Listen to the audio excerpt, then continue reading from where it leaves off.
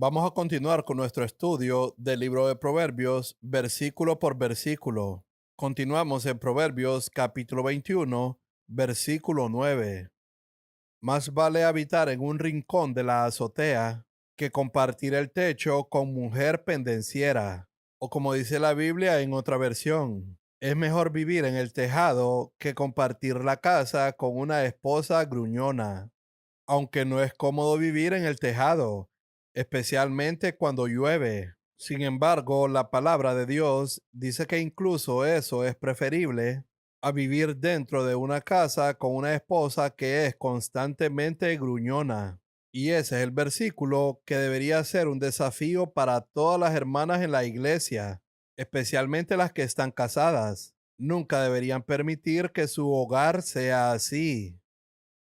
Hemos visto en otro capítulo sobre una mujer sabia que construye su casa. En otras palabras, que edifica su casa. Y como es la mujer la que está en la casa más que cualquier otro miembro de una familia normal, más que el esposo, más que los hijos, entonces es la mujer la que tiene un papel muy importante en la edificación de la atmósfera de una casa. Y eso es para garantizar que sea un lugar donde se encuentre la sabiduría. Ser gruñona es todo lo contrario a la sabiduría. El versículo 10 dice así en la Biblia: Dios habla hoy. El malvado solo piensa en hacer el mal. Jamás mira con bondad a sus semejantes.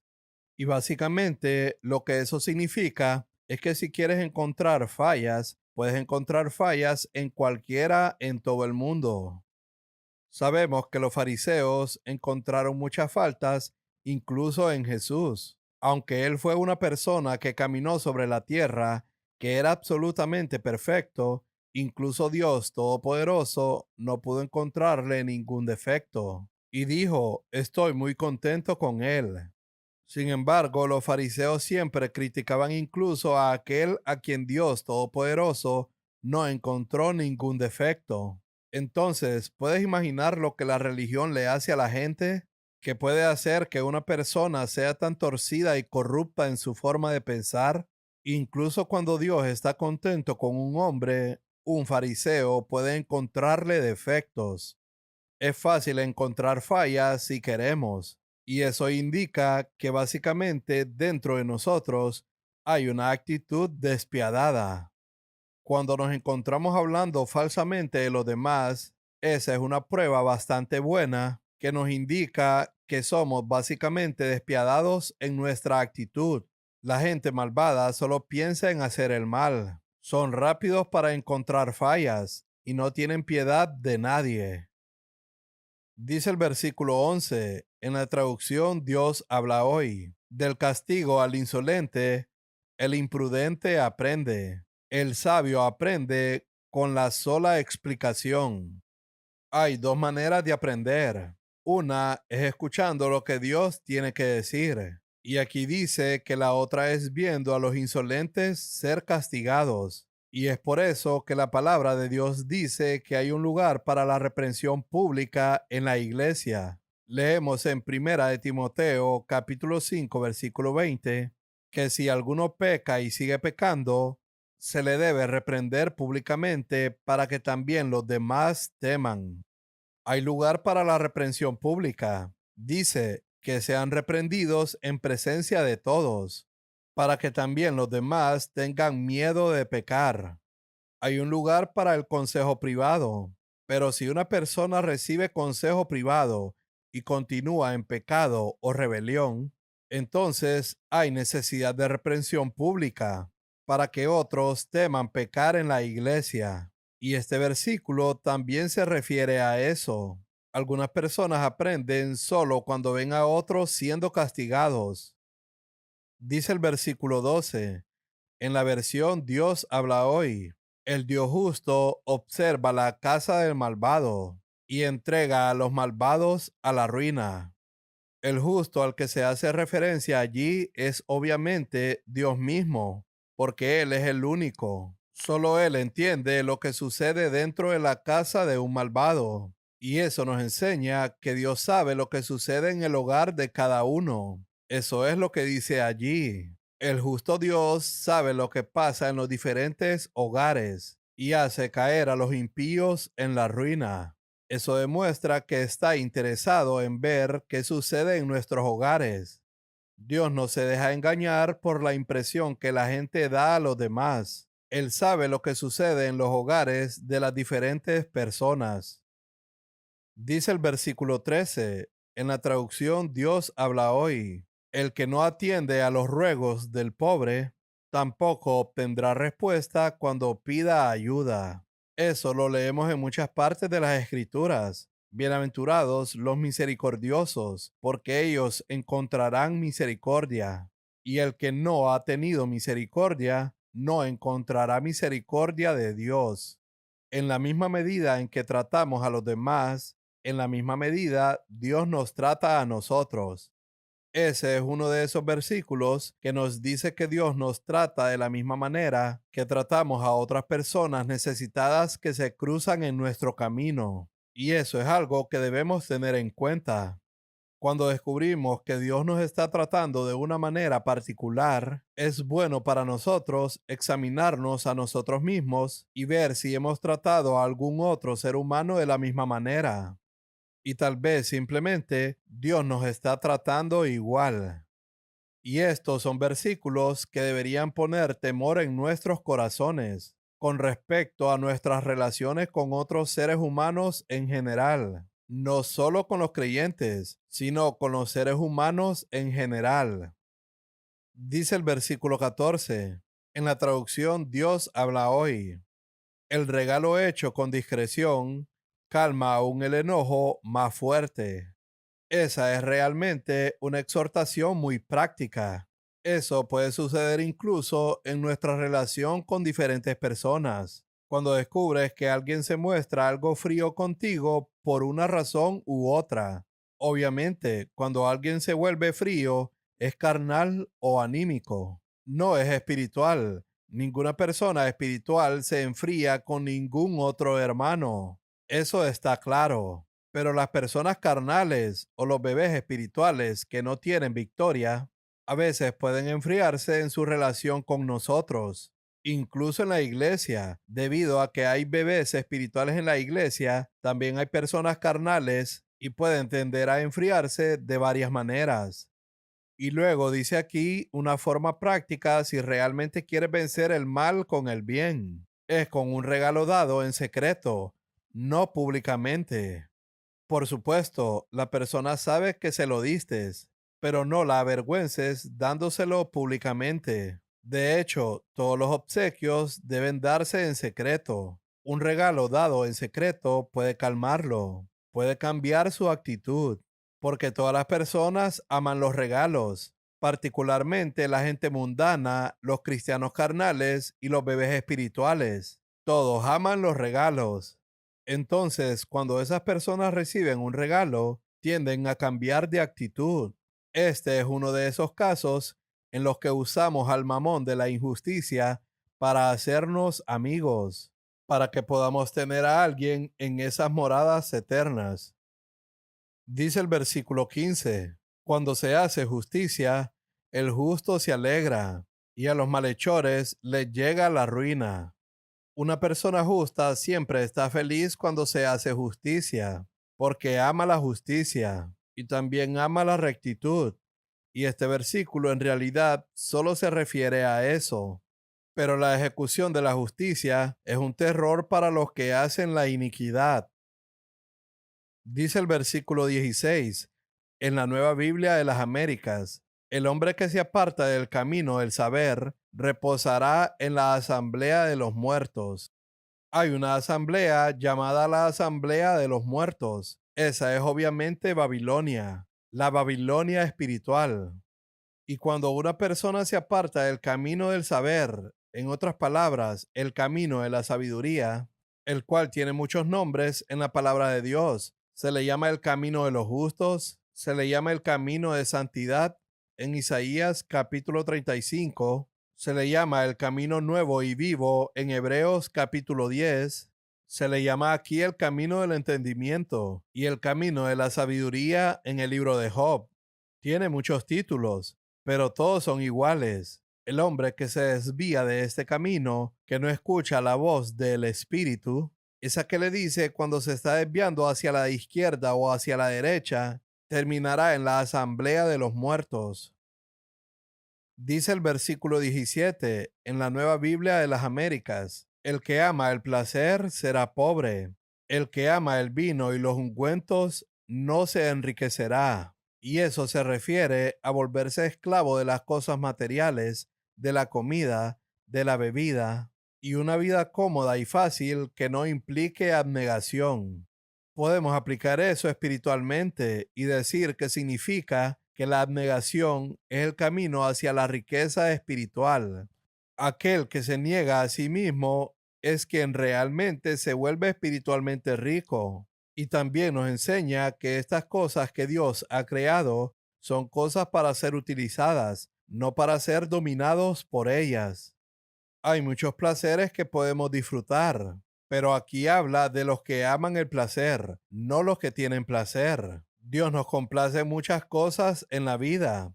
Él nos ha dado todas las cosas en abundancia para disfrutar, pero es cuestión de amar esas cosas. Dice que en los últimos días los hombres serán amadores de los placeres en lugar de amadores de Dios. Y habla de amar la buena comida.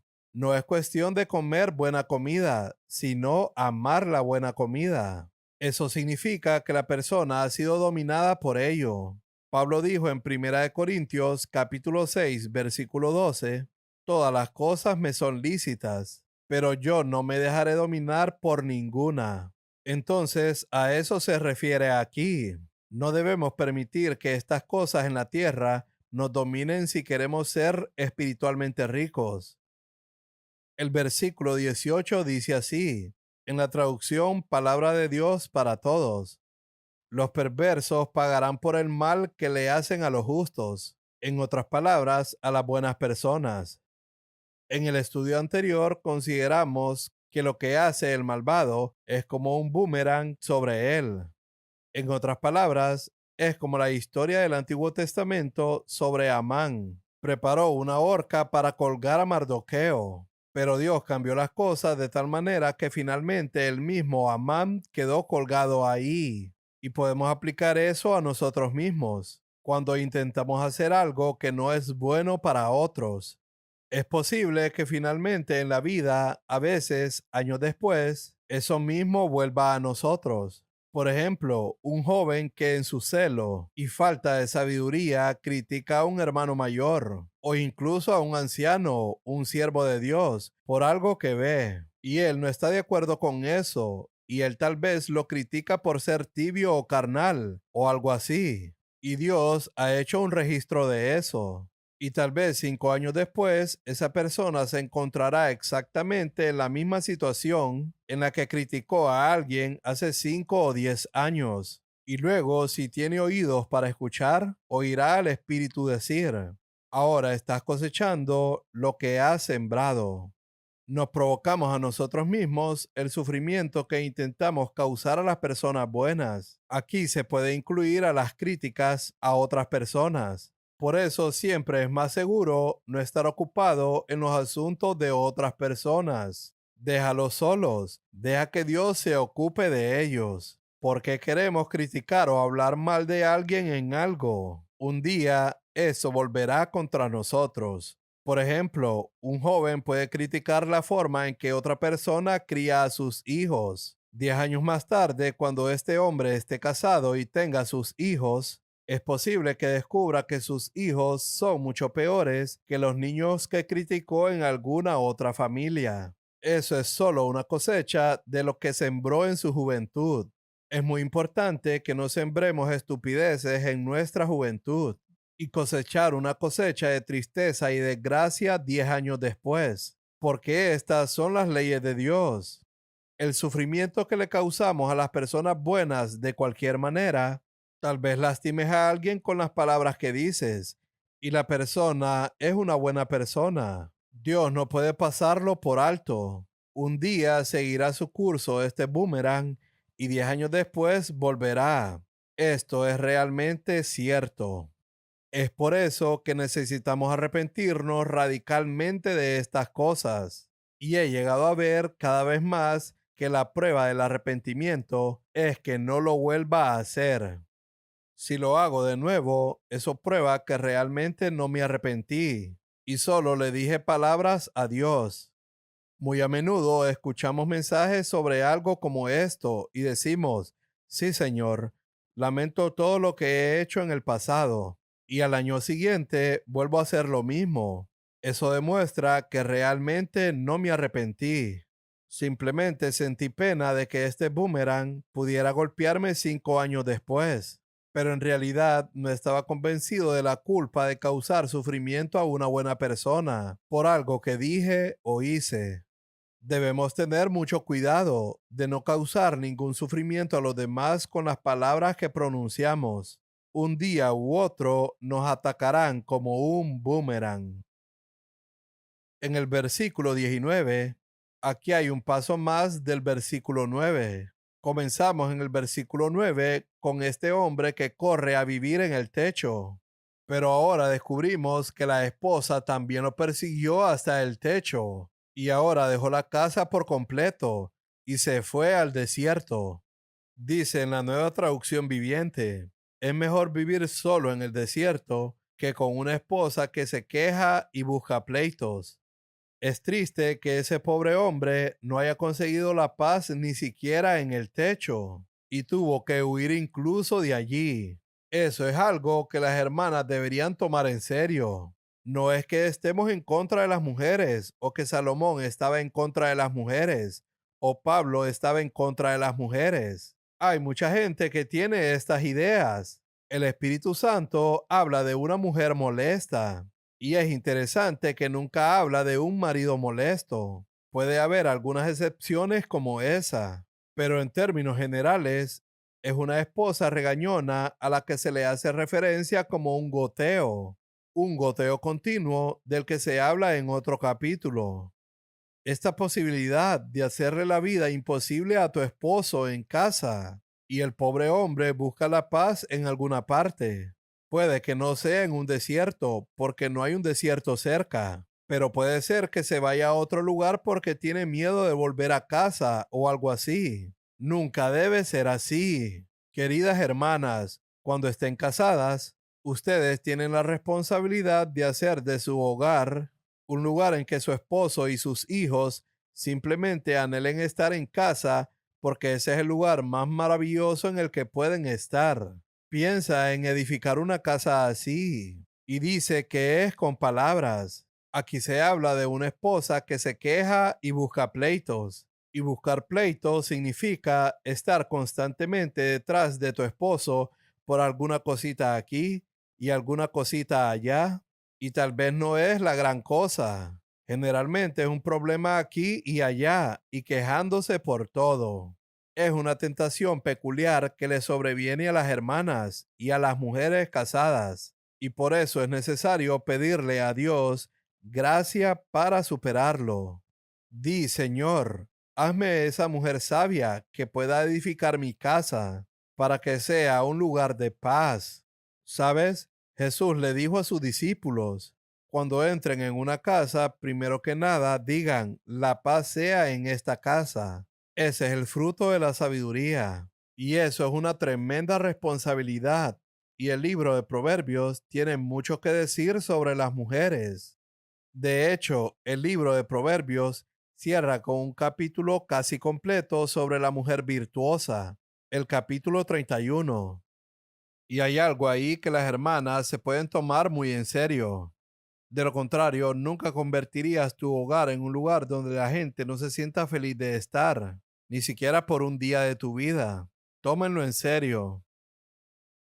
Dice el versículo 20. Dice en la traducción Palabra de Dios para todos. El sabio guarda las provisiones, pero el bruto las desperdicia. Y podemos aplicar eso de dos maneras. Podemos aplicar eso en relación con las cosas terrenales. El sabio ahorra para el futuro, pero el necio gasta todo lo que obtiene. El sabio piensa, bueno, yo no soy Dios. En Santiago capítulo 4 Dios dice que ni siquiera sé qué va a pasar mañana. Ni siquiera puedes decir, mañana iré a esa ciudad y haré este negocio y regresaré. Dice que debemos decir, si el Señor quiere, porque no sabemos lo que un día puede traer, incluso para los creyentes. Y por eso un hombre sabio piensa, sí, puede que tenga alguna necesidad mañana. Ahora debo tener fe en que Dios proveerá mi necesidad. O si mi fe no es tan grande, porque Dios le asigna a cada persona una medida diferente de fe. Y puede que no nos haya asignado a ti y a mí la medida de fe que le asignó a George Mueller o a Hudson Taylor. Tenemos que humillarnos y decir, Señor, yo no tengo esa medida de fe. Bueno, tal vez necesito ahorrar un poco para cuando llegue el momento de necesidad, para que el próximo mes no tenga que correr a pedir ayuda a los hermanos y hermanas, o ir a algún prestamista para pedir dinero prestado, o sentarme allí esperando que alguien venga a mí con un regalo. Todas estas cosas son indignas de un cristiano. Eso es porque fue necio y cuando consiguió algo, lo gastó todo. Y eso puede ser una tontería. Cuando no tengo ninguna previsión sobre el futuro y gasto todo lo que tengo. Luego tengo que depender de regalos y después de un tiempo convertirme en una especie de mendigo digno, porque soy un tonto. No sé cómo administrar mis gastos dentro de mis ingresos. Quizás soy un tonto en el sentido de que me comparo con otras personas. Dice eso en 2 Corintios capítulo 10 versículo 12, que los que se comparan con los demás son tontos. Y digo, quiero parecerme a esa persona y el resultado final es que no puedo lograrlo y quedo endeudado. Pero el sabio ahorra para el futuro. Entonces podemos decir que la sabiduría consiste en ser frugal. Eso no es desperdiciar innecesariamente cualquier cosa para que podamos tener algo en nuestro momento de necesidad. Eso es ser sabio. También podemos aplicar eso espiritualmente. Por supuesto que entendemos el significado de eso, como las vírgenes prudentes que tenían reserva de aceite, que las mantenían listas para recibir al novio cuando éste llegara. Dice el versículo 21, en la Nueva Biblia de las Américas, el que sigue la justicia y la lealtad halla la vida, justicia y honor. Esto es muy similar a lo que Jesús dijo en Mateo capítulo 6, versículo 33. Busca primero el reino de Dios y su justicia, y todas estas otras cosas te serán añadidas. Y los que tienen hambre y sed de justicia quedarán saciados. En otras palabras, son aquellos quienes la siguen que lo obtienen. Si no lo persigue, no le llegará a nadie que se quede sentado en un sillón esperando que Dios se lo dé. Dice el versículo 22, el sabio escala la ciudad de los poderosos y derriba la fortaleza en que confiaban. Y eso básicamente significa lo que dice en otra parte del libro de Eclesiastés, que la sabiduría es mejor que la fuerza. Y eso tiene aplicación para muchas áreas de la vida. Esa sabiduría es capaz de superar los poderosos muros que la gente ha construido. ¿Sabes que hay un versículo en las Escrituras que dice que es más difícil ganar a un hermano ofendido que a una ciudad fuerte? Pero un hombre de sabiduría sabe cómo escalar los muros de esa ciudad, igual que cómo recuperar a este hermano ofendido.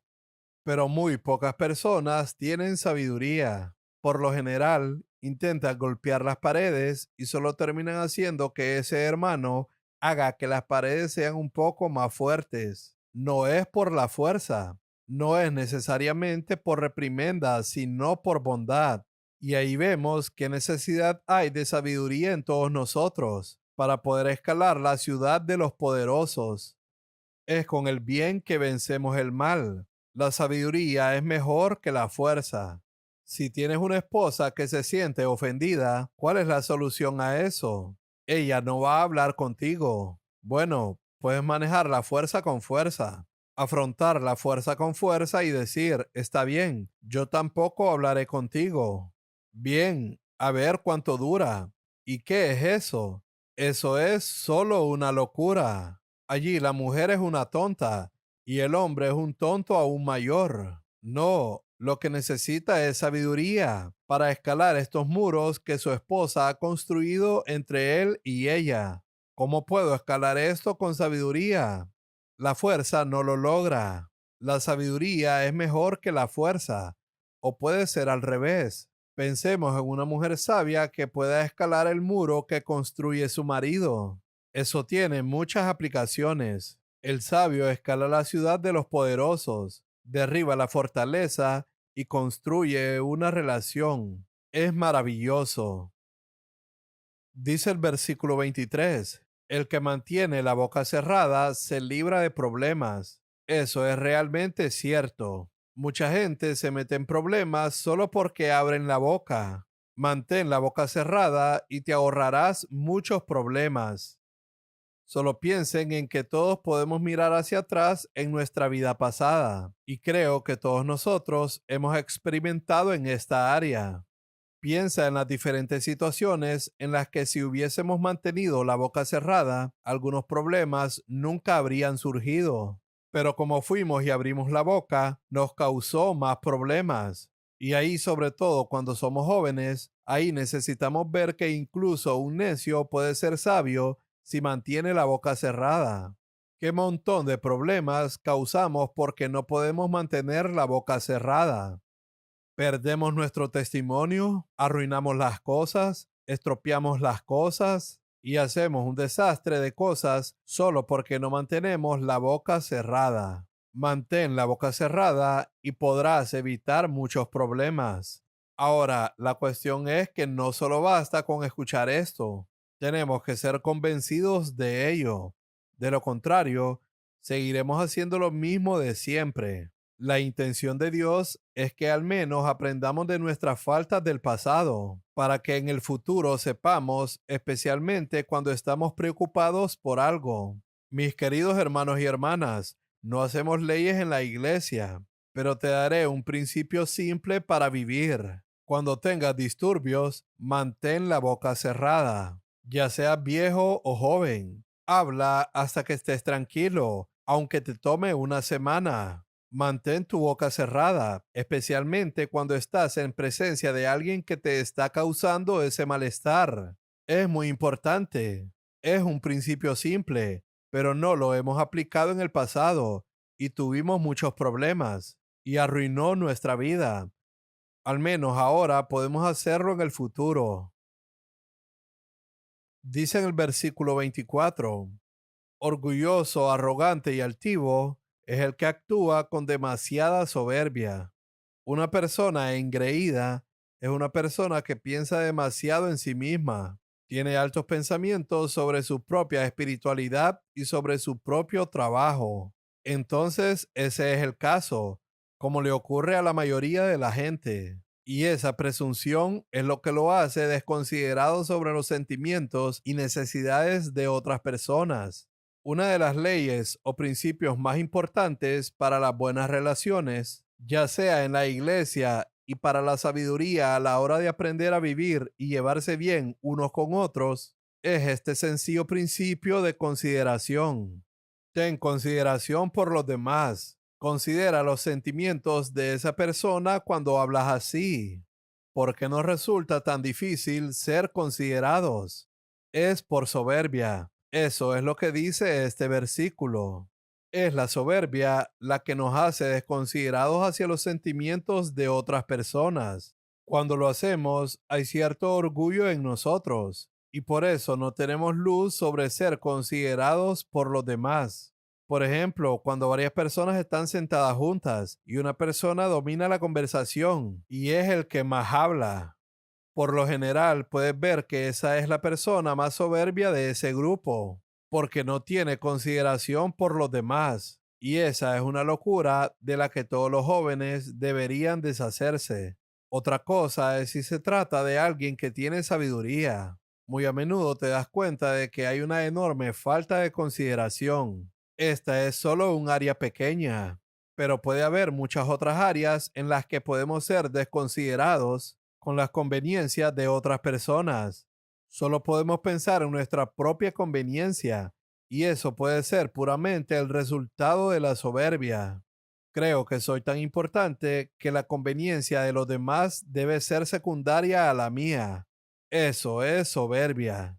Es bueno tener pequeños pensamientos sobre nosotros mismos y pensar más en la conveniencia de la otra persona que en la nuestra. Eso es humildad. Los versículos 25 y 26 podemos verlos juntos. De deseo se muere el perezoso, pero sus manos no quieren trabajar. Todo el día se lo pasa deseando. El justo, en cambio, da sin tacañerías. Ahora, es la voluntad de Dios que todos seamos justos. Aunque no empecemos por ahí, comenzamos sin ser justos y no sabemos dar. Dependemos de que otras personas nos den, pero nunca debemos pensar que deberíamos vivir allí toda nuestra vida. Tenemos que salir de eso. Pensemos, por ejemplo, en este versículo de Efesios capítulo 4, versículo 28, que habla de un ladrón que se convierte. Cuando un ladrón se convierte y entra a la iglesia, ¿qué debe hacer? Ahora bien, normalmente los ladrones son gente pobre. Sí, hay algunos ladrones ricos, pero la mayoría de los ladrones son gente pobre que roba debido a su pobreza. El que roba no robe más, sino más bien que trabaje, haciendo con sus manos lo que es bueno, no solo para que pueda satisfacer su propia necesidad, sino que tenga también para compartir con alguien más que lo necesite. En otras palabras, cuando una persona entra a la iglesia, incluso si comenzó como un ladrón, su objetivo no solo debe ser dejar de robar y ocuparse de su propia necesidad financiera, sino ir más allá de eso, para poder dar también a otro que tiene menos que él. Ese debería ser siempre nuestro objetivo. Y si dice, Señor, eso es lo que la Escritura dice, quiero hacer de eso mi objetivo en mi vida, entonces encontraremos la experiencia de esa bendición que Jesús dijo en Hechos, capítulo 20, versículo 35. Es mejor dar que recibir. Habla también de la diligencia necesaria para ello. En el versículo 27 dice que el sacrificio de los impíos es abominación, cuanto más trayéndolo con mala intención. En otras palabras, cuando el Señor aborrece, cuando los malvados le ofrecen sacrificios, especialmente si lo hacen por motivos malvados. En otras palabras, es un sacrificio hipócrita. El Señor rechaza los sacrificios de los malvados en cualquier caso, pero particularmente cuando se trata de un motivo malo, cuando hacemos algo con un motivo equivocado, incluso si hay un sacrificio en ello. Por ejemplo, puedo hacer algo en la iglesia que es un sacrificio, y aún así puedo hacer todo con algún motivo egoísta de mi propia ganancia en todo el asunto, y el Señor lo aborrece. Parece un sacrificio que he hecho. Los otros hermanos y hermanas ven lo que estoy haciendo y realmente piensan que me he sacrificado. Pero el Señor ve el motivo interior y todas las cosas ocultas. Ve que hay algún motivo corrupto incluso en ese sacrificio, que se ha ganado la estima de tantos hermanos y hermanas. El Señor lo aborrece cuando la gente le ofrece algunos sacrificios con motivos equivocados. Dice el versículo 28 en la traducción Dios habla hoy. El testigo falso será destruido, pero quien sabe escuchar siempre podrá responder. No debemos recibir un testimonio de que no somos veraces. Solo quiero decir que es muy fácil obtener ese testimonio si no odiamos la mentira en cualquier forma en nuestras vidas. La palabra de Dios dice en Colosenses capítulo 3, no se digan mentiras unos a otros. En otras palabras, es posible mentirle a un hermano en la iglesia porque quiero darle la impresión de que soy espiritual. En alguna situación particular, digo algo que no es 100% cierto y le doy una impresión equivocada porque quiero que piense que soy espiritual. Y si le digo la verdad, me pondré en una mala posición. Es tan fácil decir una mentira y eso demuestra que no amo la verdad. Es mucho mejor volverme pequeño a los ojos de ese hermano, en lugar de ser grande a sus ojos y que Dios me vea como un mentiroso. Eso sucede mucho. Y si realmente somos honestos, veremos cuán fantástica cantidad de mentiras hay incluso en nuestra conducta de unos con otros. Y si aún no lo has visto, hermano y hermana, solo digo que no te está juzgando lo suficiente. Por eso no lo has visto. Pero cuando nos juzgamos a nosotros mismos, descubrimos la enorme cantidad de mentiras que puede haber en nuestra conducta y también en las palabras que nos decimos unos a otros en la iglesia. Y aquí es donde necesitamos una limpieza radical de toda mentira, porque el testimonio de un mentiroso no se cree. Cualquier testimonio que dé no puede tener poder si no me he limpiado de la mentira. El hombre que escucha la verdad y que ama la verdad, su palabra será aceptada. El versículo 29 en la traducción Nueva Biblia Viviente dice que el malvado es duro en sus decisiones, pero el justo examina su conducta. Y ese es un buen versículo para reflexionar. Ser duro sobre alguna decisión que hayamos tomado o algo que hayamos hecho y decir que fue correcto, a veces puede ser la marca de un hombre malvado. Pero un hombre piadoso es aquel que es lo suficientemente humilde como para decir, yo no soy Dios, puede que me haya equivocado. Como dice Pablo en un versículo en Primera de Corintios capítulo 13 versículo 12. No me conozco completamente, no lo sé todo perfectamente. Sí, hermano, pensaré en lo que dices. Quizás no debería haber dicho eso, o quizás no debería haber hecho eso. Esa debe ser siempre la actitud. Un hombre piadoso está dispuesto a reconsiderar. Eso significa que intenta descubrir cuál es el camino perfecto. Y todo hombre que no es perfecto está dispuesto a reconsiderar su camino y ninguno de nosotros es perfecto. Seguir adelante hacia la perfección significa encontrar el camino intermedio perfecto y decir, sí, tal vez me estoy desviando, tal vez solo medio grado, pero estoy un poco alejado del centro y solo quiero pensar en lo que dijo esa persona. A veces quizás recibiste una carta dura de alguien que te odia. Sí, medítalo ante el Señor, porque a veces nuestros enemigos dicen más verdades sobre nosotros que nuestros amigos, incluso aquellos que nos hablan directamente.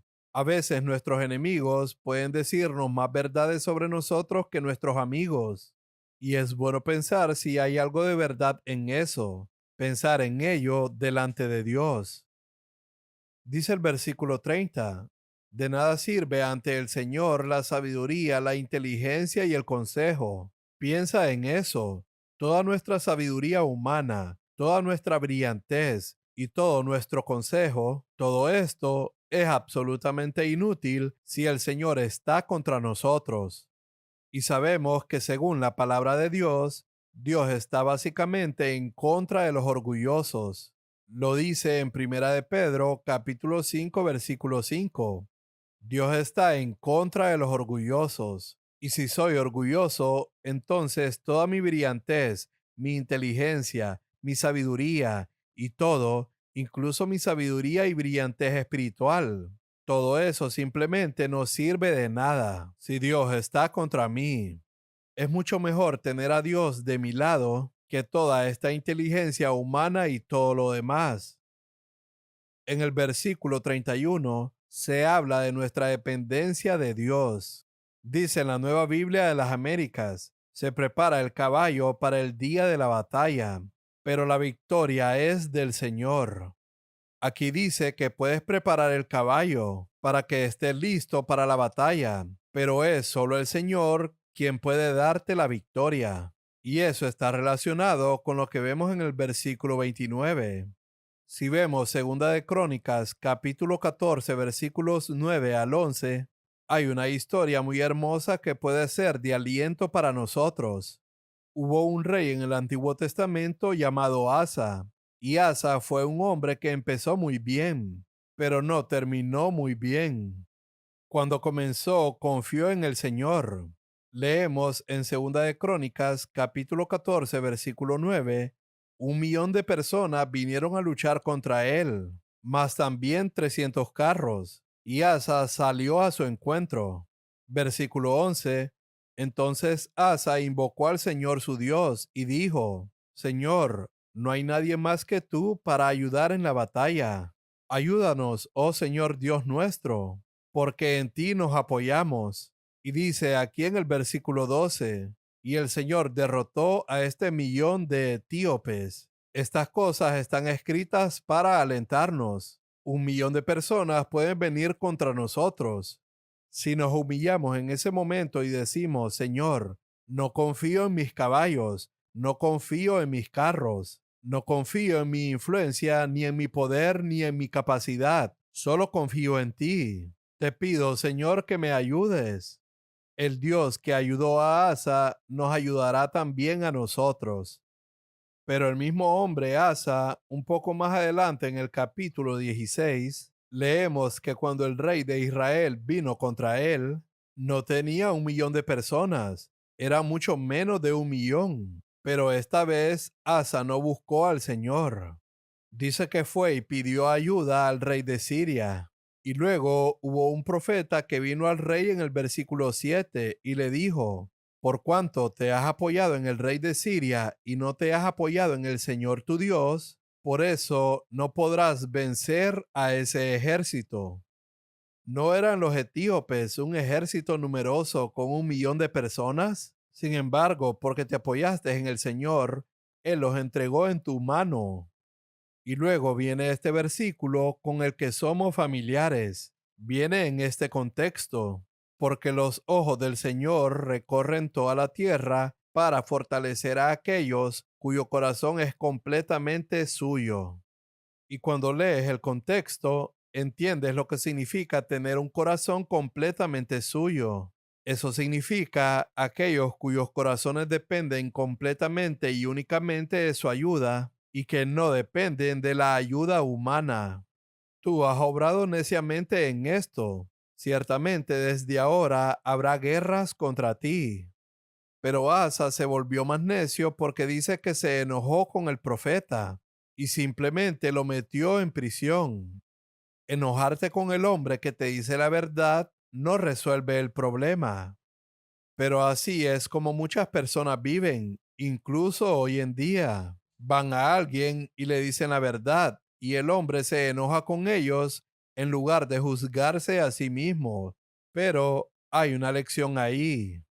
Es posible comenzar como Asa, confiando en el Señor en situaciones difíciles, y luego, después de un tiempo, pasar a apoyarnos en el brazo de carne. Y hay una maldición sobre aquellos que se apoyan en el brazo de carne.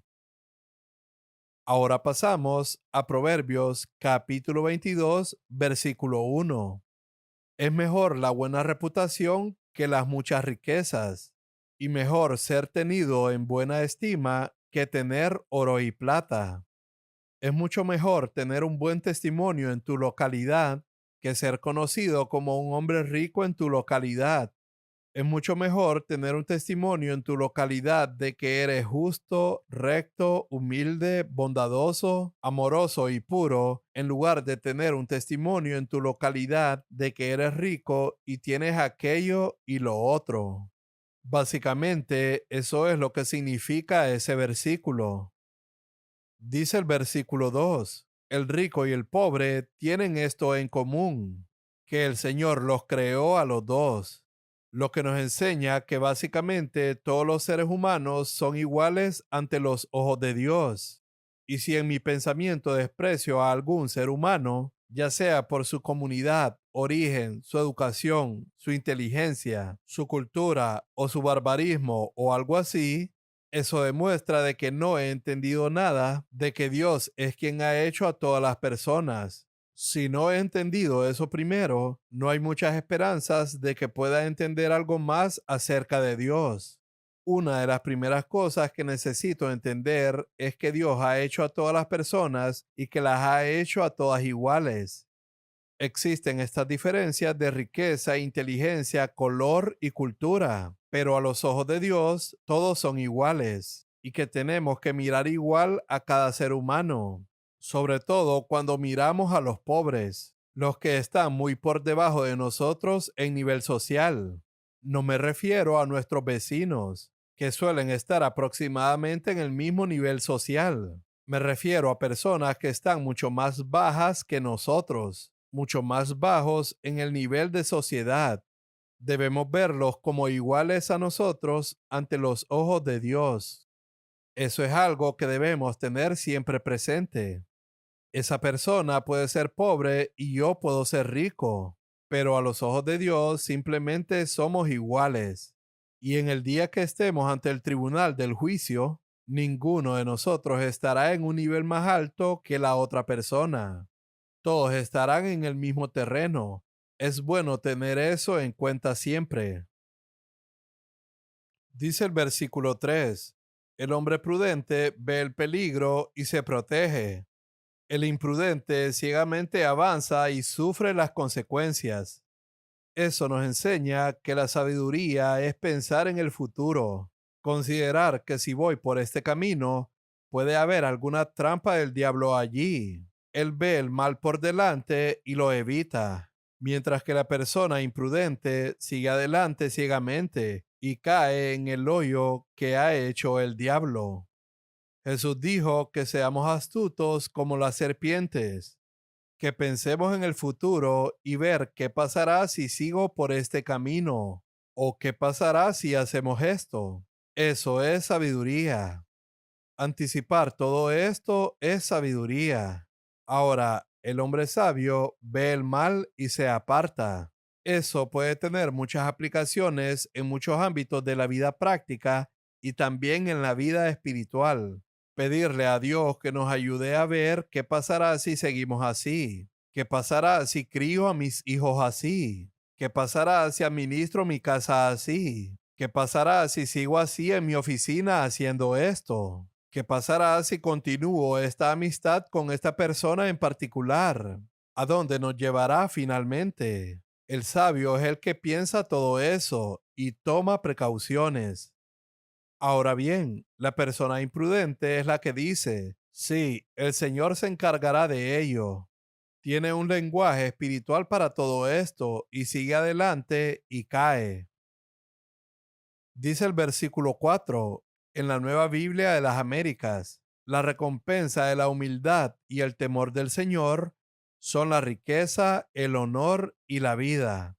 Podemos decir que esas dos cosas son las cualidades más importantes para el suelo en el que crecerá el fruto espiritual. El fruto del Espíritu es el amor, gozo, paz, paciencia, benignidad, bondad, fe, mansedumbre y templanza. Y en los frutos del Espíritu no vemos humildad y no vemos el temor de Dios. ¿Por qué es eso? Porque la humildad y el temor de Dios son el suelo sobre el que crece el fruto. El amor es el fruto más grande, pero crece en el suelo de la humildad y el temor de Dios. Podemos decir que son las dos cualidades más importantes para el suelo en el que crecerá el fruto del Espíritu. Por la humildad y el temor del Señor son todas las riquezas espirituales, toda honra espiritual y toda vida espiritual. Debemos cultivar estas cualidades. Esto es excavar la tierra, humillarnos y temer a Dios. Entonces el fruto del Espíritu puede crecer en nuestra vida. El versículo 5 habla de algo más que puede crecer si no tenemos este tipo de suelo. Espinos y lazos hay en el camino del perverso. Jesús dijo en la parábola del sembrador acerca de este hombre cuya semilla que plantó dio fruto, pero luego le crecieron espinas. Las espinas no pueden crecer en el suelo que es la humildad y el temor de Dios. Estas espinas crecen por falta de humildad y por falta de temor de Dios.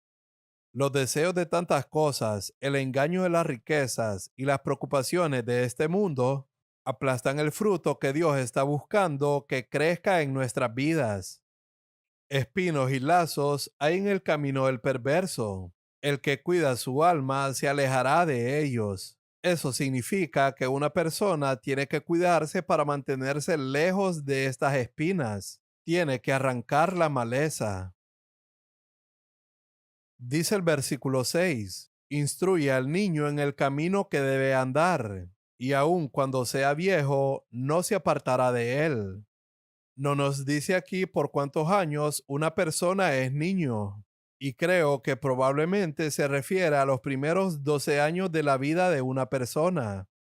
En los primeros 12 años, la persona es un niño. Después de eso, crece hasta convertirse en un hombre o una mujer joven. Pero durante esos 12 años, Dios nos da a nosotros, sus padres, las tareas de capacitar, disciplinar, enseñar, corregir, reprender, castigar, alentar, fortalecer y desafiar para educar a ese niño en el camino que debe seguir. Y cuando él sea viejo, lo que hemos trabajado en todos esos años, así como el mal que hacen los malvados les regresa como un boomerang, esto que hemos enseñado algún día, incluso si el niño se desvía por un tiempo, volverá y vendrá esa persona al Señor.